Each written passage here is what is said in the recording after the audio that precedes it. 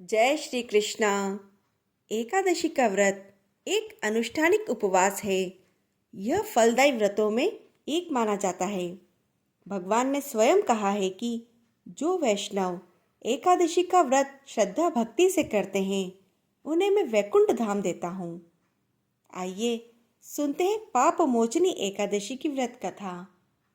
एक बार अर्जुन ने भगवान श्री कृष्ण से कहा, हे मधुसूदन, आपने फागुन मास के शुक्ल पक्ष की एकादशी अर्थात आमल की एकादशी के बारे में विस्तार पूर्वक बताया है। अब कृपा करके आप चैत्र माह के कृष्ण पक्ष में आने वाली एकादशी के बारे में बताइए कि उसका क्या नाम है, उसकी विधि क्या है।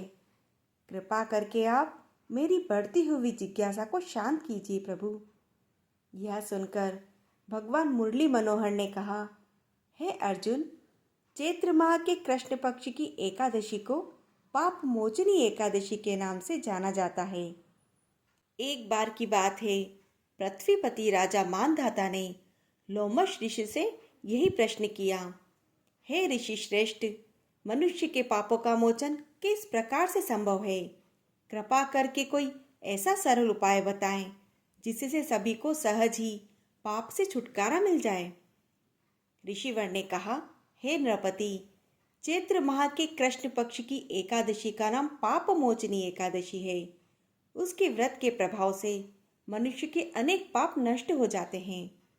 मैं तुम्हें इसकी एक कथा सुनाता हूँ, ध्यानपूर्वक श्रवण करें। प्राचीन समय में चैत्र रथ नाम का एक वन था। उसमें अप्सराएं किन्नर एक साथ विहार किया करते थे। वहां पर सदैव वसंत का मौसम रहता था, अर्थात उस जगह पर अनेक प्रकार के पुष्प खिले रहते।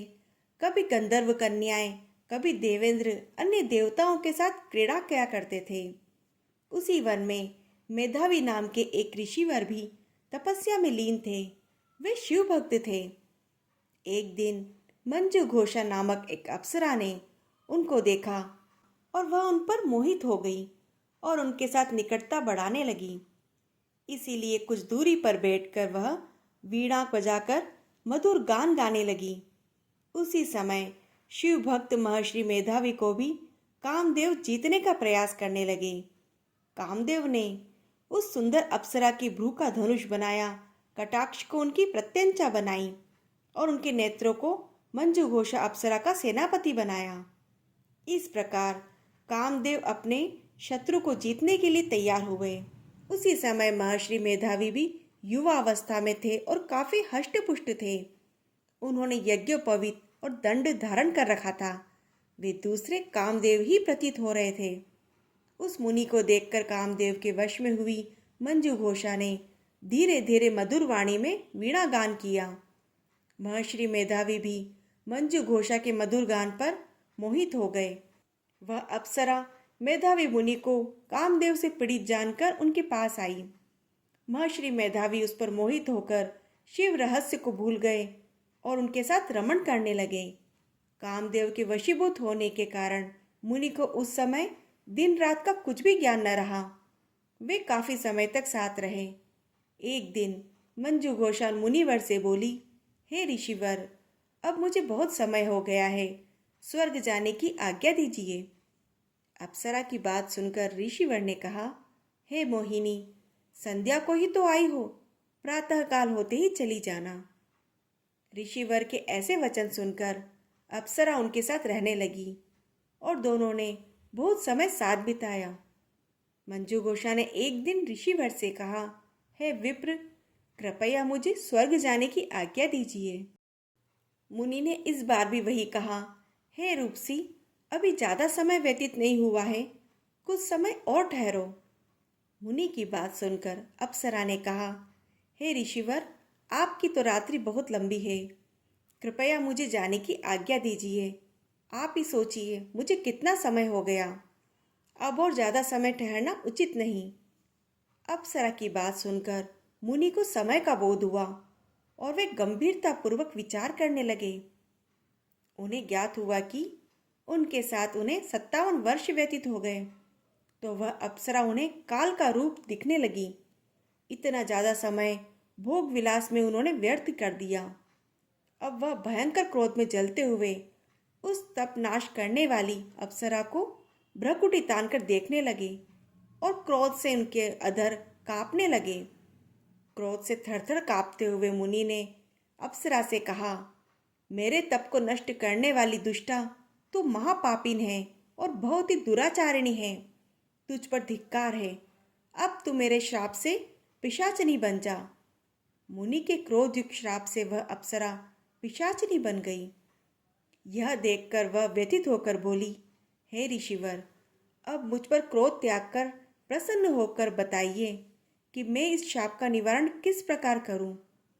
विद्वानों ने कहा है कि साधुओं की संगत अच्छा फल देने वाली होती है और आपके साथ तो मैंने बहुत ही वर्ष व्यतीत किए हैं।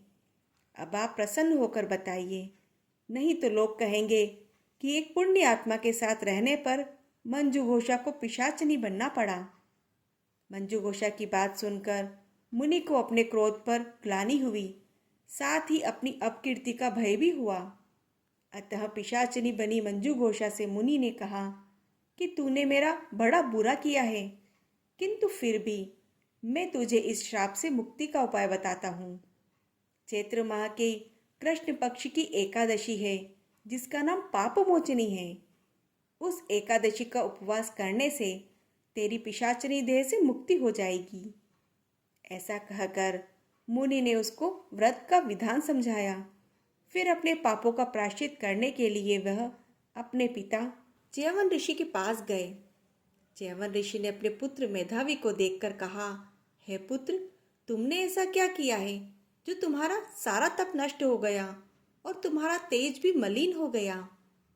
मेधावी मुनि ने लज्जा से अपना सिर झुकाकर कहा, पिताश्री, मैंने एक अप्सरा के साथ रमण करके बहुत बड़ा पाप किया है।